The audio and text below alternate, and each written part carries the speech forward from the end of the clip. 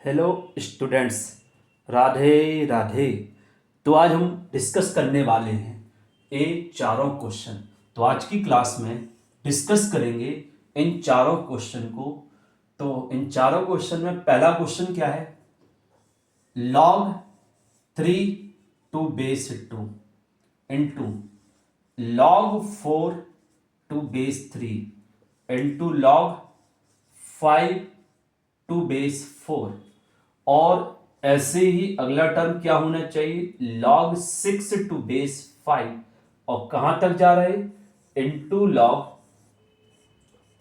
n plus 1 to base n equal to 10। इसमें हमें find करना है n की वैल्यू।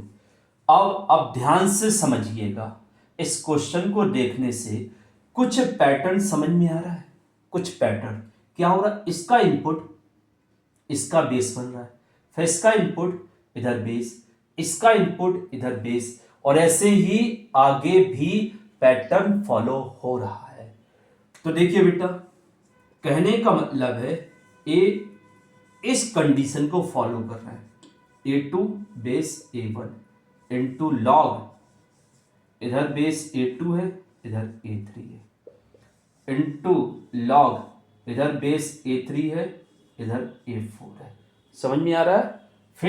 फिर इधर लॉग बेस A4 है, फिर इधर पर A5।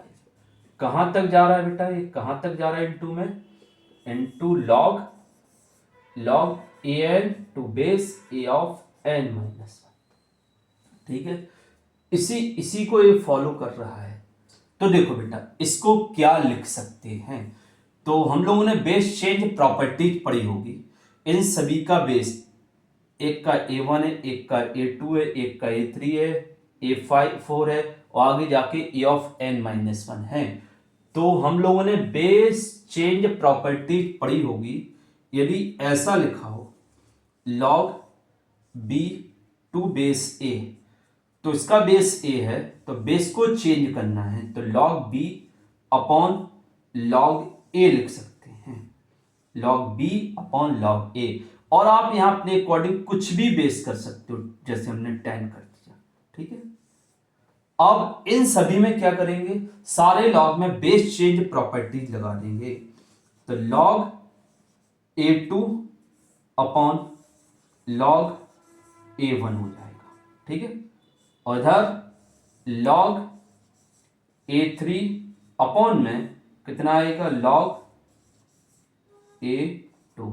फिर इंटू log कितना आएगा? A4 upon log A3। ठीक है ना? मतलब इसको हमने ऐसा लिख दिया, इसको ऐसा लिख दिया, इसको ऐसा लिख दिया, और इन सभी को इस प्रॉपर्टीज के अकॉर्डिंग लिख रहे हैं।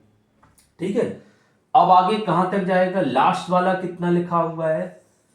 तो लास्ट वाले को log an upon log a of n minus. अब देखो क्या क्या हो रहा है, क्या हो रहा है? इससे एक कैंसिल हो रहा है, इससे एक कैंसिल हो रहा है, इससे एक कैंसिल हो रहा है, ऐसे ही आगे कैंसिल होते जाएंगे, तो इससे एक कैंसिल हो जाएगा। क्या बचा हमारे पास? हमारे पास क्या बचेगा? log a n upon log a1। Clear बेटा? समझ में आ गया क्या बचा? log an upon log a1। अच्छा, जैसे इसको हम ऐसा लिख सकते हैं, तो इसको भी तो ऐसा लिखा जा सकता है। तो हम इसको क्या लिख सकते हैं? जो log अपॉन में होता है, तो अपॉन का जो इनपुट होता है वो ऊपर वाले log का बेस बन जाता है। तो ये आ जाएगा log an to base a1। Clear? तो एक प्रॉपर्टीज होती है, इस प्रॉपर्टीज के अकॉर्डिंग इसको क्या लिख सकते हैं? क्या बन रहा है इसमें? जो लास्ट वाले लॉग का इनपुट है और जो फर्स्ट वाले लॉग का बेस है वो ही बचेगा, बाकी सब कैंसिल हो जाएंगे, बीच वाले सारे कैंसिल हो रहे हैं। क्या बचा? लास्ट वाले लॉग का इनपुट और पहले वाले लॉग का बेस। तो ये दोनों मिलके क्या बना लेंगे? log an to base a1। वैसे इसमें देखिए, पहले वाले लॉग का बेस 2 बचेगा, और लास्ट वाले लॉग का n+1 बचेगा। क्लियर? तो इस प्रॉपर्टीज के अकॉर्डिंग हम इसको क्या लिख सकते हैं, ध्यान से समझिएगा। क्या बताया था हमने, फिर से समझो। जब इस टाइप का कोई पैटर्न हो तो पहले वाले लॉग का बेस और लास्ट वाले लॉग का इनपुट इक्वल टू 10। ए आ गया। अब इसे सॉल्व कर लीजिए तो n की वैल्यू आ जाएगी, n की वैल्यू आ जाएगी। ये लॉग फॉर्म में, तो बताओ n+1 को हम क्या लिख सकते हैं, n+1 को 2 का पावर 10, तो n+1 इक्वल टू 2 का पावर 10। तो n+1 कितना हो जाएगा, 1024, तो n की वैल्यू 1023। तो पहला क्वेश्चन समझ में आ गया अच्छे से, ठीक है ना। अब हम अगला क्वेश्चन डिस्कस करेंगे। सेकंड क्वेश्चन में क्या करना है, सेकंड क्वेश्चन लिखिए बेटा। सेकंड क्वेश्चन में क्या करना है,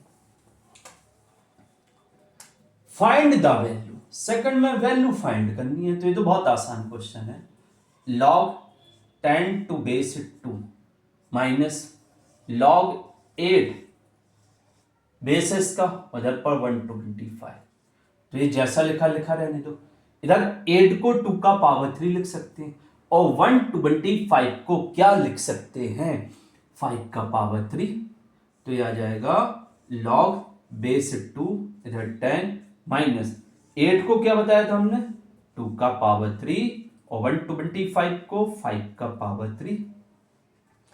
इसका जो पावर है वो लॉग किया गया आएगा और इसका जो पावर है वो भी लॉग किया गया आएगा, तो ये पावर इनटू में पहुंचेगा, ये पावर डिवाइड में, तो ये हो जाएगा log 10⁻² माइनस 3/3 और log 5⁻², इससे कैंसिल हो गया, तो ये आ जाएगा log 10⁻² और माइनस log 5⁻²।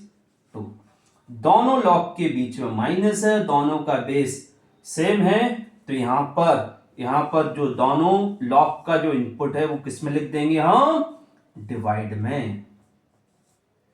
तो कितना आ जाएगा ये, log 2⁻², तो वैल्यू कितनी आ गई है, 1। क्लियर? सेकंड क्वेश्चन समझ में आ गया, सेकंड क्वेश्चन क्लियर हो गया सभी का। अब हम सीखते हैं थर्ड वाला क्वेश्चन। कौन सा बेटा, question number third. Question number third में क्या करना है, अब हम लोगों को थर्ड में एक प्रॉपर्टीज यूज करनी पड़ेगी। पहले वो प्रॉपर्टीज हम लोग सीख लेते हैं। यदि कोई लॉग a2 बेस b लिखा हुआ है और यदि इस लॉग को रेसिप्रोकल करेंगे, मतलब क्या होगा, यदि कहीं नीचे लॉग लिखा हुआ है तो ऊपर जाएगा या ऊपर वाला लॉग नीचे जाएगा, तो ये दोनों क्या होंगे, ये दोनों क्या होते हैं, इंटरचेंज हो जाते हैं। तो इस लॉग का रेसिप्रोकल करेंगे तो 1/log b2 बेस a आ जाता है। तो ये प्रॉपर्टीज इन तीनों में लगाएंगे, क्योंकि नीचे वाले लॉग का रेसिप्रोकल करेंगे तो ऊपर पहुंच जाएगा, इस वाले लॉग का रेसिप्रोकल ऊपर पहुंच जाएगा, ऐसे ही ए ऊपर पहुंचेगा। तो इधर क्या है, 1/log 2 बेस 3, तो ये आ जाएगा log 3 बेस 2। क्लियर?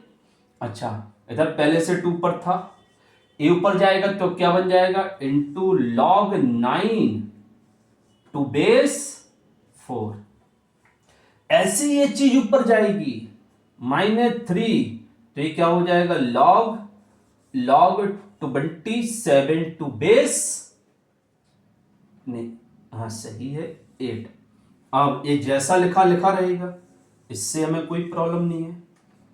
हमें क्या करना है, इन दोनों को सॉल्व करना है, तो इसे 2 का पावर 2, इसे 3 का पावर 2, तो 2 इंटू ये आएगा 2 का पावर 2, ये आएगा 3 to the power 2 minus 3 into A क्या आएगा 8 को 2 का पावर 3 क्लियर, और 27 को 3 का पावर 3, ठीक है। ये दोनों पावर आगे आएगी तो ये पावर इंटू में, ये पावर डिवाइड में, ये भी पावर इंटू में, ये भी पावर डिवाइड में, तो ये क्या हो जाएगा log 3 to base 2 plus 2 into इधर आएगा 2/2 और log 3 टू बेस 2 क्लियर, और माइनस 3 इंटू 3/3, तो ये क्या हो जाएगा log 3 टू बेस 2, इससे ए कैंसिल, इससे ए कैंसिल। अच्छा तीनों log वाले टर्म सेम है तो log 3 टू बेस 2 कॉमन ले लो, इधर से क्या बचा 1, इधर से क्या बचा 2, इधर से क्या बचेगा 3, तो ये क्या आ जाएगा 0, क्या आ जाएगा ये 0, तो log 3 to base 2 into 0 equal to 0। Second question, sorry third question अच्छे से समझ में आ गया। अब कौन सा क्वेश्चन रह गया, लास्ट वाला क्वेश्चन। कौन सा रह गया बेटा, लास्ट वाला क्वेश्चन रह गया है, ठीक है। प्रॉपर्टीज ध्यान रखिएगा, यदि प्रॉपर्टीज हम लोगों को आती हैं अच्छे से, उन्हें कैसे अप्लाई करना है और कहां कौन सी प्रॉपर्टीज यूज करना है वो भी हमें अच्छे से पता होना चाहिए। फोर्थ वाला, अब हम लोगों को पता है, फोर्थ वाला पहले क्वेश्चन लिख लेते हैं, 7 log 5 टू बेस 3 और इधर प्लस 3 log 7 टू बेस 5 और माइनस 5 log 7 टू बेस 3 और माइनस 7 log 3 टू बेस 5। अब हम लोगों को क्या पता है, जब ऐसा कुछ लिखा हो, मतलब किसी वैल्यू का पावर लॉग, तो आपको पता है एक चीज इधर कर दे और एक चीज इधर कर दे तो इस लॉग की वैल्यू चेंज नहीं होती है, इस लॉग की वैल्यू चेंज नहीं होती है, तो हम इनको इंटरचेंज कर देते, तो ये आ जाएगा 5 और log 7 to base 3। Clear, clear, समझ में आ गया बेटा। ऐसे ही हम इधर करेंगे, इधर ले जाएंगे और इधर आ जाएगा, तो log की वैल्यू चेंज नहीं होती है, 7 log 3 टू बेस 5, ठीक है। अब ये जैसा लिखा लिखा रहने दो, और ए भी जैसा लिखा लिखा रहने दो, ठीक है ना, समझ में आ गया। अब आपको पता है कि ए और ए सेम है और ए भी सेम है, तो इससे ए कैंसिल हो जाएगा, इससे कैंसिल हो जाएगा, आंसर आ जाएगा 0। क्लियर बेटा। तो आज की क्लास में जो हमने चारों क्वेश्चन सॉल्व किए हैं, इनको अच्छे से एक बार खुद से देखिएगा, ठीक है।